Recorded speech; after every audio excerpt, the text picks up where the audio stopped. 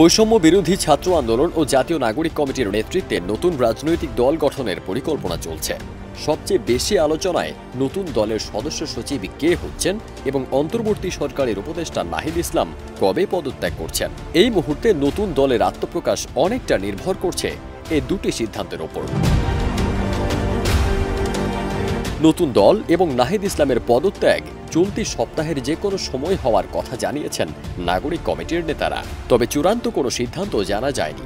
এর মধ্যে 23 ফেব্রুয়ারি সন্ধ্যায় প্রধান উপদেষ্টার সঙ্গে তার বাসভবনে নাহিদের একান্ত সাক্ষাতের একটি খবর ছড়িয়ে পড়ে। কারণ বাসভবনে ঢোকার সময় নাহিদের গাড়ির ফ্ল্যাগ স্ট্যান্ডে জাতীয় পতাকা লাগানো ছিল, কিন্তু বের হবার সময় তা দেখা যায়নি। এতেই ছড়িয়ে পড়ে গুঞ্জন।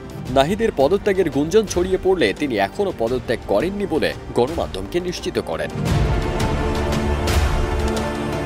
তিনি জানান, সরকার থেকে পদত্যাগ ও নতুন দলে যোগ দেওয়ার বিষয়ে তিনি চূড়ান্ত সিদ্ধান্ত নেবেন এই সপ্তাহের শেষে।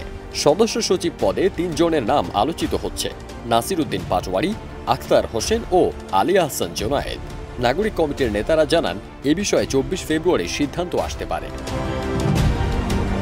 ফারদিন সানি, দেশ রূপান্তর।